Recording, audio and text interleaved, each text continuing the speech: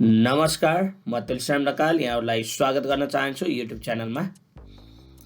आज हामी यस भिडियोमा दिएको क्राइटेरिया अनुसार इफ कन्डिसन युज गरेर हामीले स्यालेरी सिट तयार गर्छौं। यहाँ तीनवटा कन्डिसन दिएको छ र योभन्दा अगाडि नर्मल पेरोल सिट अथवा स्यालेरी सिट कसरी तयार गर्ने मैले भिडियो राखिसकेको छु। यदि तपाईले हेर्नु भएको छैन भने त्यो भिडियो हेर्नु होला। र यसमा हामीले इफ कन्डिसन युज गरेर अनि हामीले स्यालेरी सिट कसरी तयार गर्ने त्यो बारेमा जानकारी लिन्छौं। अब यो भन्दा धेरै क्राइटेरिया राखेर पनि हामीले अरु भिडियो तयार गर्नेछौं। यो अहिले आउँदै गरेको अफिसरको प्र्याक्टिकल एक्जामको लागि अति नै महत्त्वपूर्ण प्रश्न पनि हो। त्यसैले जति सक्दो साथीहरुमा शेयर गर्न नबिर्सनु होला भन्दै तपाईहरुमाझ मैले यो प्रश्नहरु सुरु गर्न गइरहेको छु। यसको सल्युसन सुरु गर्न गइरहेको छु। सबैभन्दा पहिला त दिएको क्राइटेरिया हामी ध्यान दिएर पढ्छौं, बुझ्छौं, त्यही क्राइटेरिया अनुसार हामीले कसरी सल्युसन गर्ने, प्रत्येक क्राइटेरिया अनुसार हामी कसरी सल्युसन गर्ने त्यो पनि हामी गर्छौं। पहिलो क्राइटेरिया के रहेको छ भन्दा bonus will be given 15% of salary if his or salary is less and equal to 35,000, otherwise bonus will be 10%. अब बोनस कसरी दिने भन्दा यदि उसको स्यालेरी 35,000 भन्दा तल हो भने 15%, त्यो भन्दा माथि हो भने 10% बोनस भनेर क्राइटेरिया दियो। अब हामी पहिला बोनसको क्राइटेरिया राख्छौं। त्यसपछि फेरि एचए अथवा हाउस अलाउन्स, घर भाडा भन्छौं नि, जुन house allowance will get 5% of salary if he or she is not from Kathmandu. यदि ऊ काठमाडौँ देखि होइन भने उले 5% पाउँछ, अदरवाइज 0%। अदरवाइज पाउँदैन भनेर गर्नु पर्यो भने हाउस अलाउन्समा हामीले त्यो क्राइटेरिया राख्छौं। र थर्ड क्राइटेरिया के छ भन्दा ट्याक्स कसरी भन्दाखेरि tax will pay 10% of salary bonus HA if he is from Kathmandu. यदि काठमाडौँ देखि हो भने उले 10% ट्याक्स तिर्छ, होइन भने 5% ट्याक्स। अब यो तीनवटा कन्डिसन राखेर हामीले त्यसपछि नेट स्यालेरी निकाल्छौं है त। र बोनसमा जान्छौं पहिला।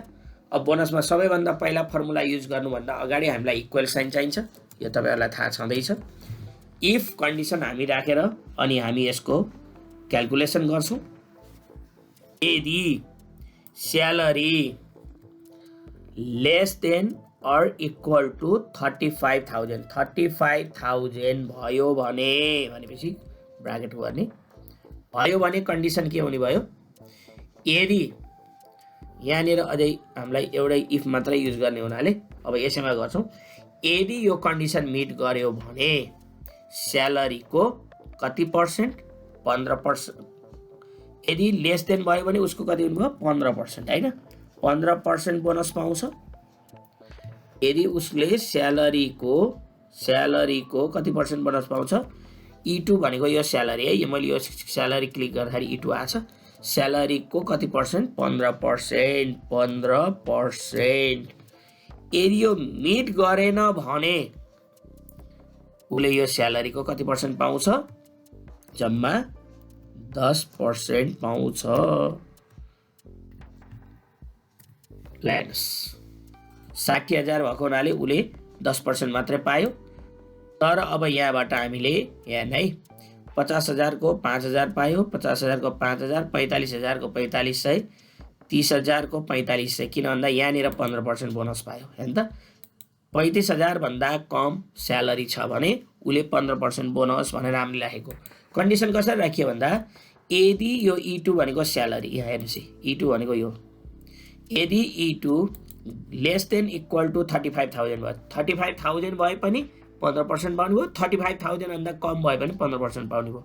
बोनस चाहिँ 15% पाउनु भयो स्यालेरीको, होइन भने उले कति पाउने भयो, 10% मात्र पाउने भयो। यो थियो बोनसको हाम्रो ब्रान्चको क्राइटेरिया। पहिलो क्राइटेरिया हामीले मिट गरियो है त। अब यसपछि के भन्छ भन्दा अब हाउस अलाउन्स। अब हाउस अलाउन्स के भनेको छ, यदि काठमाडौँको होइन भने 5% काठमाडौँको होइन भने स्यालेरीको 5% हाउस अलाउन्स पाउँछ, तर काठमाडौँको हो भने उले हाउस अलाउन्स पाउँदैन। अब यहाँनिर हामीले फेरि इक्वल टु साइन गर्छौँ। यदि उसको address not equal to KTM हो भने हेर्नुहोस् है, यदि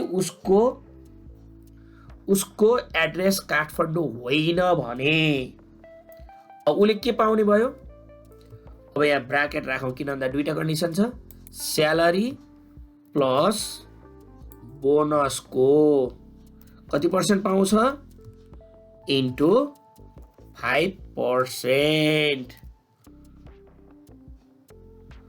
अदरवाइज डाइरेक्ट राखिदियो भने भयो, अदरवाइज 0 भनेर यसरी राख्दा पनि हुन्छ। अब उसले हाउस एलाउन्स पाएन, किन ऊ काठमाडौँको भयो, काठमाडौँको भएको हुनाले उसले हाउस एलाउन्स पाएन, तर काठमाडौँभन्दा बाहिरकोले हाउस एलाउन्स पाए। दुईवटा काठमाडौँ छ, त्यही भएर हाउस एलाउन्स पाएनन्। किन भन्दा क्राइटेरिया के छ, यदि ऊ काठमाडौँको होइन भने मात्र स्यालेरीको 5% है त, स्यालेरीको 5%, स्यालेरी अर बोनस यो दुईटै राख्नु होला। यहाँ स्यालेरी मात्रै भन्छ, स्यालेरी प्लस बोनसको 5%, अदरवाइज उसले स्यालेरी र बोनसको 5% पाउने भयो, अदरवाइज उसले पाउने भएन। यदि स्यालेरीको मात्रै भन्यो भने फेरि यहाँ डाइरेक्ट यसरी देख्न सक्छ है, स्यालेरी मात्रै भन्यो भने यो केटीएम यो E2 इन्टु 5% गरे हुन्छ, यो प्लस F2 गर्नु परेन।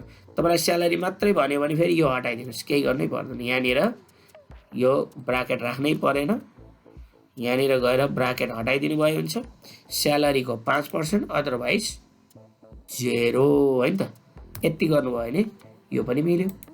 यो गरेर यसरी तान्नुभयो भने पनि स्यालेरीको मात्रै आउँछ है, स्यालेरीको ठ्याक्क स्यालेरीको 5% बोनस, के अरे हाउस एलाउन्स आयो, अदरवाइज 0। यदि स्यालेरी मात्रै भन्यो भने, स्यालेरी र बोनस भन्यो भने थप्नु होला। ल मैले यहाँ स्यालेरीको मात्रै गर्ने है त। ल अब जसरी राख्नुपर्छ त्यसै गरी राख्नु होला।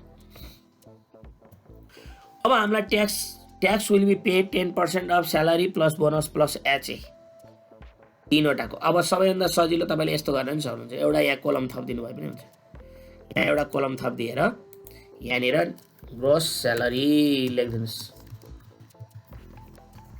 यहाँनिर ग्रोस स्यालेरी लेख्न सक्नुहुन्छ है त।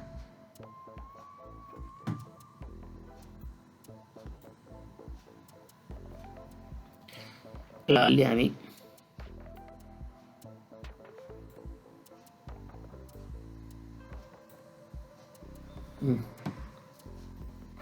ग्रोस स्यालेरी, अब यसलाई अलि सानो गरौँ, अलि यहाँ देखिएन, यहाँ 22लाई 18मा झारिदिउँ कि 16मा, 16मा झार्यो भने पनि मिल्ला जस्तो लाग्यो। अब त्यसपछि ल अब यहाँ मिल्यो। अब ग्रोस स्यालेरीमा हामीले के गर्छौँ भन्दा, ग्रोस स्यालेरी भनेको त तीनवटैकै जोडिने भयो, यो प्लस हाउस एलाउन्स, यो तीनवटा जोड्यो भने ग्रोस स्यालेरी आउँछ। अब हामीलाई यति भएपछि त तीनवटै जोडिसकेपछि अब ट्याक्स निकाल्न सजिलो भयो नि त, जोड्न परेन। अब यदि अब कन्डिसन के भनेको छ, यदि ऊ काठमाडौँको हो भने यहाँ के भनेको छ, tax will pay 10% of salary bonus HA if he is from Kathmandu.